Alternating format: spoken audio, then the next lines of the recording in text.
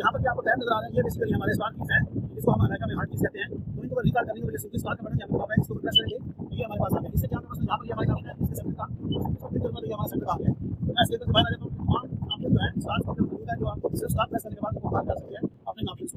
अगर हमने इनको मॉडिफाई करना है अपने हिसाब से यूज करना है तो कैसे करेंगे, उसके लिए हमारे पास ऑप्शन है कन्फिगरेशन का। तो मैं इसको प्रेस करने के बाद इंटर की प्रेस करता हूँ और इस तरह से मैं कन्फिगरेशन के अंदर ऐड करता हूँ। तो यहाँ पर नंबर 3 पे कस्टमाइज है, कस्टमाइज को पसंद लगा कर फिल्टर कर सकते हैं या डायरेक्टली उसको नंबर 3 का है तो कीबोर्ड से आप 3 प्रेस करेंगे तो आप इसके अंदर मैंने नंबर 3 की प्रेस किया है और इसके अंदर इंटर हो गया कस्टमाइज के अंदर। तो यहाँ पर नंबर 4 पे जो हमारे पास ऑप्शन है वो है स्टार कीबोर्ड। तो इसको पसंद लगा के आप कर सकते हैं, कैसे काम कर सकते हैं या नंबर 4 डायरेक्ट प्रेस करके यूज करके आप कर सकते हैं। तो यहाँ पर ये हमारी जो पहली सेटिंग है वो मौजूद है। अगर किसी को आप चेंज करना चाहते हैं, मतलब ये मेरे पास डिस्प्ले की है, मैं इसको प्रेस करके अपनी मर्जी से ये ऑप्शन आ जाएंगे जो मैं यहाँ पे सेट करना चाहता हूँ जो मुझे चाहिए होगा उसके ऊपर सिंपली मैं प्रेस करूँगा। मतलब मैं ये करता हूँ प्रैक्टिस सर्टिफिकेट प्रैक्टिस आ गई। दोबारा अपनी तमाम सेटिंग करने के बाद आपने क्या करना है, सिंपली आपने सेव करके इसे फाइल आ गए। तो जैसे आप फाइल आ गए तो आपकी स्टार अपने हिसाब से कस्टमाइज होती है।